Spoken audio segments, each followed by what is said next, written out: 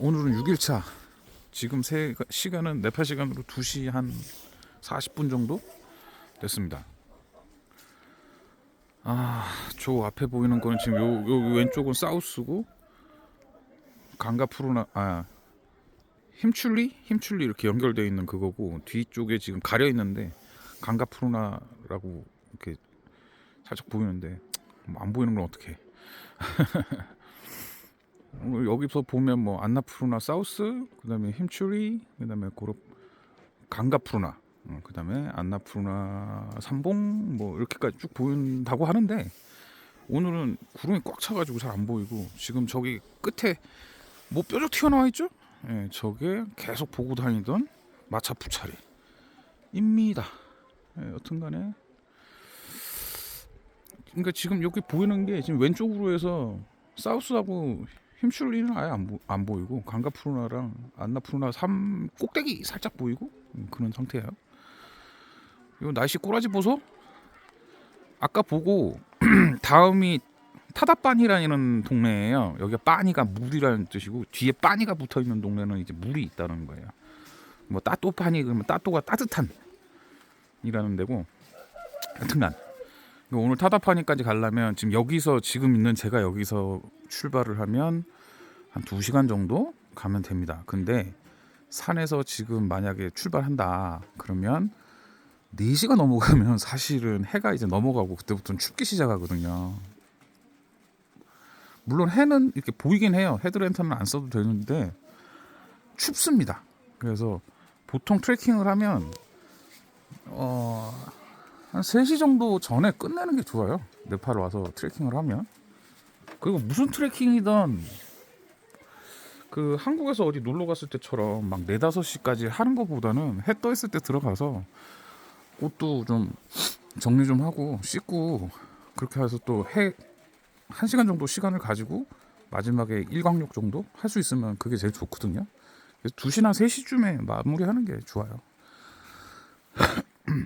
아까 이제 3시쯤 해가지고 날씨를 보고 고 스톱 치자 그랬는데, 얘기하다가 가만 앉아 있다가 그 우리 가이드도 자꾸 내 눈치를 살짝 보시는 것 같고, 보다가 그냥 Let's decide to stay 그래가지고 그냥 오늘은 그냥 여기서 자는 걸로. 그러고 나서 저 아저씨가 나한테 얘기하는 거는, 서빈이 나보고 내일 7시간 열심히 걸으면 된대.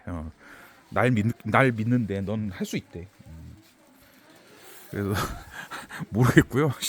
뭐 일정을 넘기든 아니면 내일 진짜 존나 열심히 한번 걸어보든, 일단 오늘 비 오고 나면 개인다고 하니까 네 그렇게 합니다. 뭐 여행하다 보면 이런 것도 뭐 경험이죠. 퍼니 익스피리언스. 그냥 이런 재미로.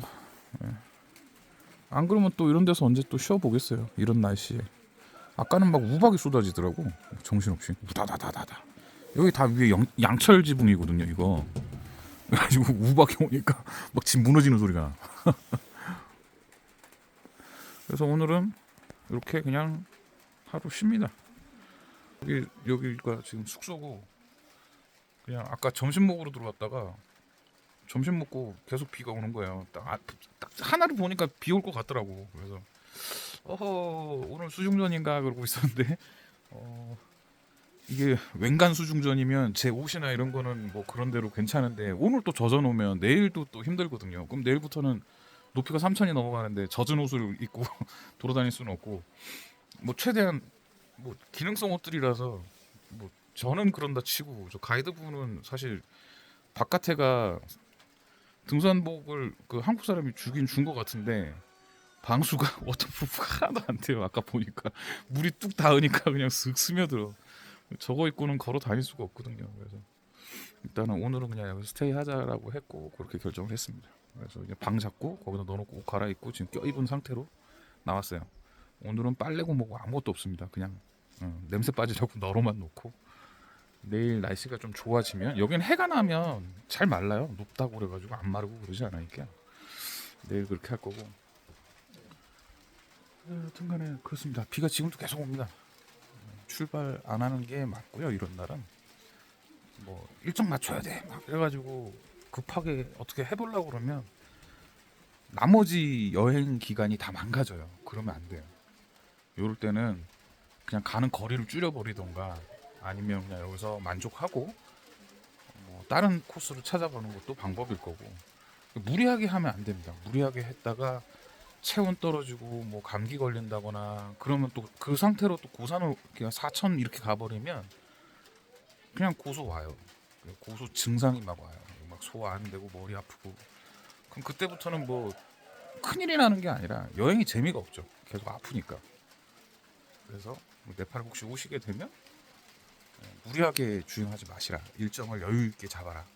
하루 이틀 정도는 포카라에 내려가서 쉬신다고 생각하고 일정을 잡아놓고 오셔야 돼요. 물론 이제 그냥 왔다 따다다닥 맞추고 나가는 사람들 많죠. 근데 되게 힘들어해요. 포카라에 도착하자마자 막 창고에서 맡겨놨던 짐 꺼내가지고 들고 튀는 분들 없지 않아 있거든요. 아, 나 그렇게 했다 할 수도 있어요. 근데 별로 추천드리고 싶지 않아요. 그렇게 하는 거는 즐거운 여행을 하러 온 게 아니라 진짜 고난의 행군? 뭐 그런 거라고 생각이 들어서 그건 좀 아닌 것 같아요. 그래서 여유를 가지고 움직이시는 거, 앞뒤로 하루 정도, 그러니까 총 이틀 정도는 스페어를 하시는 게 좋아요. 만약에 내가 네팔을 왔는데 진짜 시간을 못 잡겠다. 그럼 진짜 좀 아쉽기는 하겠지만 굳이 ABC를 4박 5일에 가겠다고 덤비거나 뭐 그러지 마시고, 제가 요번에 탔던 말디히말도 조금 무리하면은 4박 3박 4일도 가능은 하거든요. 근데 그러면 3박 4일에다가 뒤로 하루 정도 쉰다고 생각하고 한 4박에서 5박 포카라 쪽에서 그렇게 하세요. 안나푸르나는 하면은 진짜 다다다닥 하면은 5박 6일 정도가 적당한데 사람들이 막 4박까지 줄이려고 그러거든요. 네, 옛날에는 원래 일주일 코스였어요. 그 위에까지 안 올라가고 밑에서부터 걸어갔기 때문에. 근데 요새는 막 버스 타고 집차 타고 그냥 위에까지 올라온 다음에 시작하거든요. 문제는 뭐냐면 그럼 고소에 취약해져요. 갑자기 그 고도를 올려버리니까 그 몸이 적응할 시간이 없잖아요. 안 그래도 여기는 고소 적응할 뭐 그런 타이밍도 없는데 그런 건 별로 추천드리고 싶지 않습니다. 만약에 간다 그러면 최소 산 타는 것만 시작과 끝까지 5박 6일을 잡으시고 그다음에 하루 더 쉬는 걸로, 포카라에서 하루 더 쉬는 걸로. 네.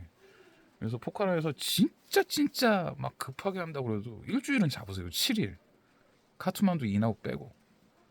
안 그러면 굳이 그렇게까지 고난의 행군을 할 필요 없다. 돈 써가면서. 네, 제 생각은 그렇습니다. 오늘은 시간이 널널합니다. 왜? 비가 오는데 빨래를 할 수도 없잖아. 사실 지금 옷만 싹 갈아입었어.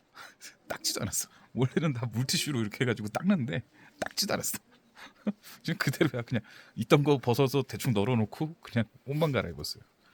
하루 정도 이래도 안 썩습니다 몸이. 냄새 그렇게 안 나요. 그렇게 더러운 놈은 아니기 때문에. 그리고 오늘 보니까 중국의 저 티베트 쪽 그쪽에서 지진이 리터 규모가 7.1인가? 꽤 크더라고요. 7.1이면 엄청 큰 건데 지진이 나서 아까 누가 괜찮냐고 물어보시는데 괜찮습니다. 그쪽은 네팔의 오른쪽이고요. 그다음에 중국 저 안쪽으로 티베트 쪽이에요. 그래서 여기는 뭐 지진이 났는지도 모르고, 그리고 뭐 그쪽에서 지진이 났으면 이쪽은 위험하지 않냐. 솔직히 말씀드려서 여기는 그 불의 고리까지는 아니지만, 일본처럼 불의 고리까지는 아니지만, 이 단층 자체가 히말라야라는 산 자체가 인도판이 부딪히면서 튀어 올라온 데거든요. 여기는 항상 사실은 지진의 위험성이 있는 데라고 생각하셔야 돼요. 그래서 뭐 지진 하나 났다고 그래서 뭐 그럴 건 아니고. 그렇습니다. 여튼간 6일차는 이렇게 정리가 됩니다. 그리고 마지막에 하는 한국 정치 얘기는 오늘은 길게 안 하고 그냥 어차피 못 잡았는데 그 영장은 재청구를 한 거죠. 뭐 연장하고 뭐 의미는 크게 다르지 않다고 생각을 하지만, 여튼간에 그런 식으로 영장을 날려먹은 게, 그러니까 설레라고 하죠. 설레가 굉장히 나쁜 설레예요. 그러니까 그럼 말도 안 되는 쿠데타인데, 뭐 친위 쿠데타라고 굳이 요새 우리가 이제 구분해서 얘기하지만 그냥 쿠데타란 말이에요. 그런 걸 했을 때는 즉각 체포를 하고 시퀀스대로 쭉 흘러갔으면 아무 문제 없었을 건데, 여튼간 친위 쿠데타 보니까 더 문제가 있었던 거라고 생각이 듭니다. 근데 이 새끼가 또 쥐새끼처럼 처박혀가지고 나오지도 않고 그 안에 뭔 짓거리들을 하고 있을지. 진짜 벙커 안에 들어가서 숨으면 와 진짜 이거는 그쵸. 그 새끼들은 그럴 수 있는 거지. 늘 상상을 띄워놓는 놈이라 상상을 할 수가 없는 놈이라 어쩔 수 없을 것 같아요. 순간 뭐 여기서 다니면서 맨날 저녁마다 그거 보고 있으니까 우리 가이드가 무슨 일이냐 막 이렇게 물어보는데 뭐 내가 영어가 짧아서 내가 뭐 한국 정치 얘기를 설명을 해줄 수는 없고 그렇게 조금씩 얘기는 하긴 하는데 네팔도 뭐 좀 후진국에 들어가잖아요. 그리고 여기도 정치가 그렇게 잘 돼 있지 않았기 때문에 여기 사람들도 정치에 대한 불만이라든가 이런 것들이 굉장히 많아요. 어떡하겠습니까?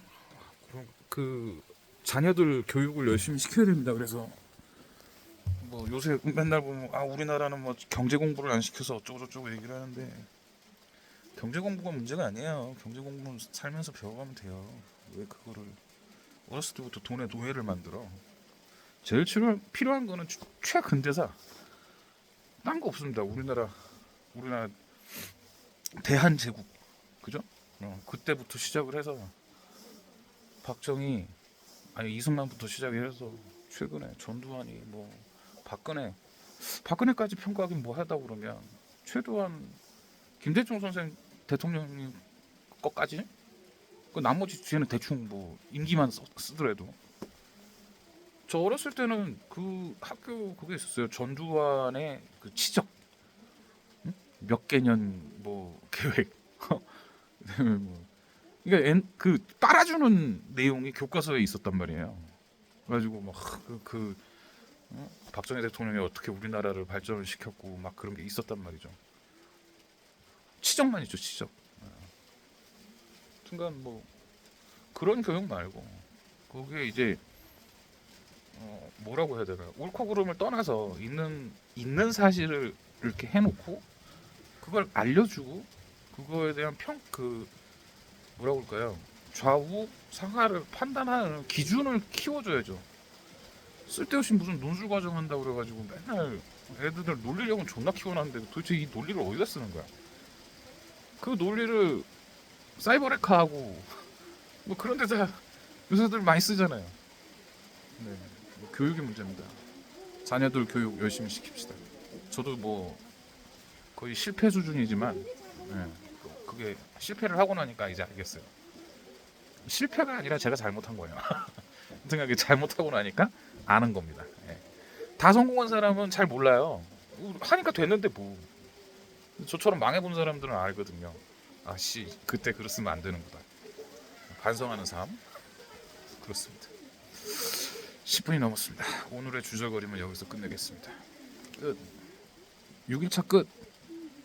물다이 갑니다. 물다이.